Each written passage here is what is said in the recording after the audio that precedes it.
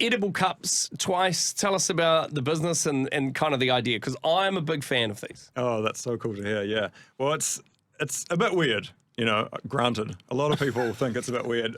No, it's not weird. It's a cup that you can eat. That's which is cool, We kind of started this about 9 years ago, so we've been doing it for a while. Who's we? It's a family business.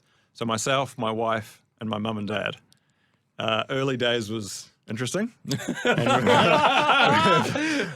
choice of adjective. Yeah. Got to be careful, They're not listening because they're in Europe, but that's okay. Early days was interesting, but we pushed through, and it all started when we kind of saw an article that said New Zealand alone throws away 300 million single-use coffee cups a year, just coffee. And globally, that number's 300 billion. What? Yeah. I believe that. Yeah. So that's a lot of plastic going into the landfill. And we kind of thought, hey, my wife just randomly said, what if you could eat your cup? Yeah. And then we were like, oh, that's quite a cool idea. So that kind of started the process of, how would we do that? How would we make it? Yeah. How would we, what machinery do we need? What do we need to design? And, it's... And then from there, yeah. So I'm familiar with Twice, the edible coffee cups, because I was given them once as a Christmas gift. Great gift. And they come in a pack of like 10 or something, and in a long box, and they're all stacked inside each other. And I was like, what is this kind of thing? And I had the vanilla flavored ones, which with a long black inside that. And I drink coffee quite quickly, so I couldn't manage to get 2 in there before it starts to soften up fully. And then you just munch through it. It's like a meal and a coffee all in one. That's it. I was a huge fan. And now I know that you tune into Live FM and you got all this cool stuff happening. I think it's such a great idea. Can we talk a little bit about, you talk about the pollution, 300 billion cups per year. A year. And where are they all just going straight into landfill? Yeah, landfills, oceans. The thing about plastic is it has its place. I'm holding up an AeroPress to make you guys a coffee. It's made of plastic and you need that. But when you're using a piece of plastic for 5 minutes, 10 minutes, and when you drink a long black, you have 2, right? It's too hot to hold, and then you're going to go and throw that in the rubbish, and it's going to be there for hundreds of years. Plastic doesn't go anywhere. People do talk about like biodegradable plastics and stuff. Is that a scam? Yeah, I mean, it's a bit of a paradox. There are some people doing some really cool things, but by and large, it's not great. Yeah. I love the idea as well. It's a great idea, and people have probably fallen in love with the idea. And as a byproduct of that, excuse the pun thing, they're saving the planet, sort of thing, which is really cool. Yeah. So it's been a long time in the making. It has, right? And I can only imagine going into business is tough on its own, and then you got your family involved. Can we talk about the first few years of you going into business and maybe how faith played a part in your journey? Yeah, totally. I mean, I think it's a great question. I think a lot of people try and do family businesses and doesn't work. Yeah. Or they have an idea that they want to do it, but they think it's too hard. But we've been really blessed because I grew up doing projects with mum and dad. Dad was a conservation architect, designer. So we grew up, we probably did three or four houses, like renovated them from the ground up together. So we already knew, how each other works, how each other operates, what, winds each other up. And, Dad and I wind each other up and it's fine. But, we already had that kind of relationship to work together, which was cool. And, there were times that it's difficult, and we each bring our strengths. And there's lots of stories about that. But yeah. When you're designing this product, so you have the idea, your wife's like, what if you could eat your own cup? And you're like, that's ridiculous. But then is it that ridiculous? Maybe it's not. Early prototypes of trying to make these things. Yeah. How hard is that? And what do you start with for sort of ingredients? Or where do you go, right? Yeah. Well, I started kind of playing around probably 3 or 4 weeks after that conversation with like literally muffin tins and a biscotti recipe in the kitchen. Nice. And then Dad was like, I think you're going to need a bit more than that, And he's got the engineering mind, right? Yeah. So he's like, we need to make like a special mold, Yeah. And he's got all these engineering contacts. So he designed this first mold. And we actually got out the drawings of it the other day for our US patent. And it's dated July 2016. So that kind of puts a bit of a peg in the sand, Yeah. But that was all like manual, like I remember standing in his kitchen and we filled up the mold with our our dough, and we both stood on it and like gave each other a big cuddle, and our combined weight was what, you know, pressed the cup. Yeah, so that was before we had any machinery. That's so good. So those are our first try, and we've still got them. I was going to say, do Yeah. you still use the same recipe? Is it your own recipe, or is Yeah, it? it's design. Yeah, all of our recipe and our machinery is ours. It's our design. It's our Nice. patent, and that's the source behind the product. You know, our product isn't. It is the cup, but it's the machines that make the cup. That's our thing that we own. You know, that's our tangible asset.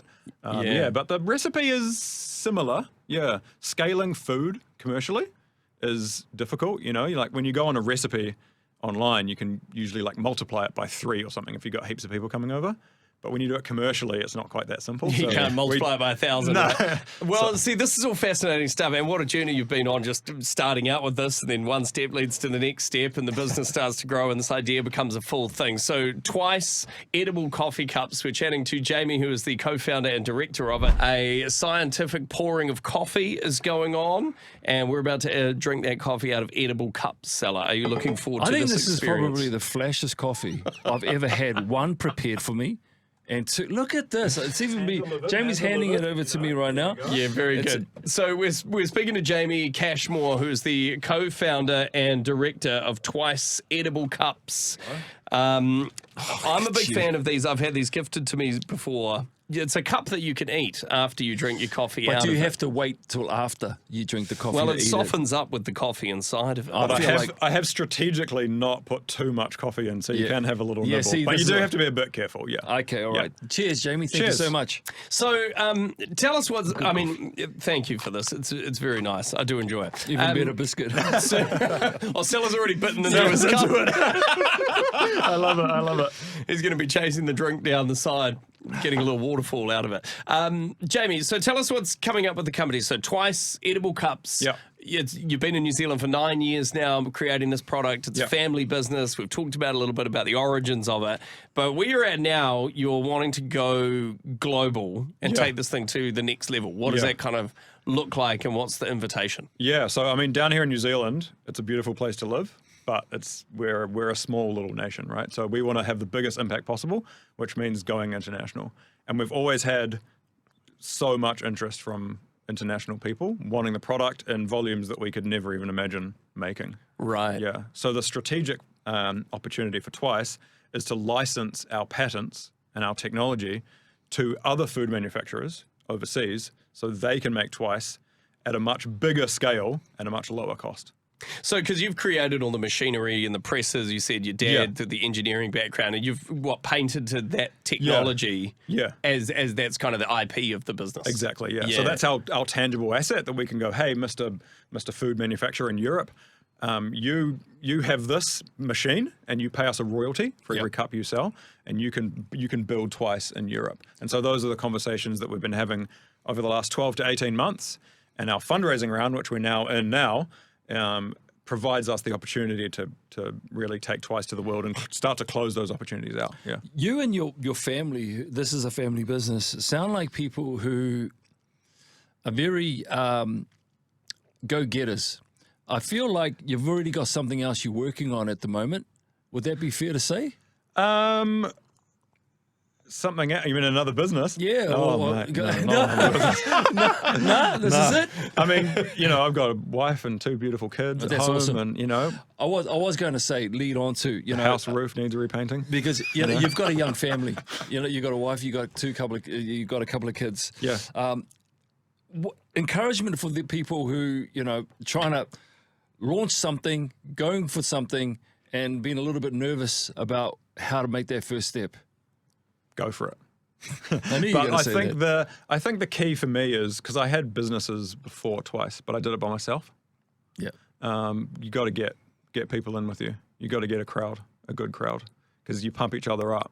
On the days that the machine wasn't working, Dad's real bummed because his baby's not delivering the goods. Yeah. And I would pump him up by saying, "Oh, I've just had an email from someone in Saudi, or Kuwait, or all these crazy inquiries that we've had from overseas. I've just heard from Air New Zealand, they want us on their planes, on those times," and that would pump him up.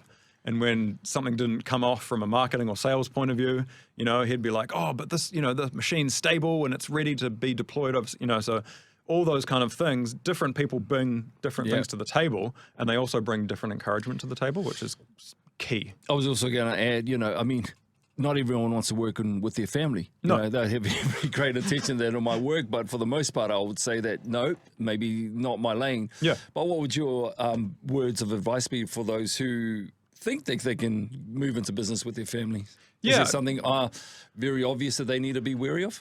I think the big thing for us has been, you know, making sure that everyone's heard in the team, and everyone's bringing their own history, their own skills, their own all of that kind of stuff, and ensuring that everyone talks to each other and keeps open communication is massive. Is key. Yeah. Sitting down for a family meeting / business meeting at the same time. Family dinner / business meeting. Yeah. So, okay, this fundraising round, so you talk about trying to get together the funds to go global. Yeah. How big are you talking? How much does it cost to take a company to the world? Yeah. Like, what do you need to raise investment-wise? That's a good question. So there's basically there's three numbers that I'll say. The minimum that we need to raise in the Pledge Me is 350,000. Yeah. And the maximum we're going to sell is 1.5 million, which might sound like big numbers, but you know, a machine in New Zealand will cost us about 180 grand to build. Yeah. And our ideal line, if you like, is 2 machines.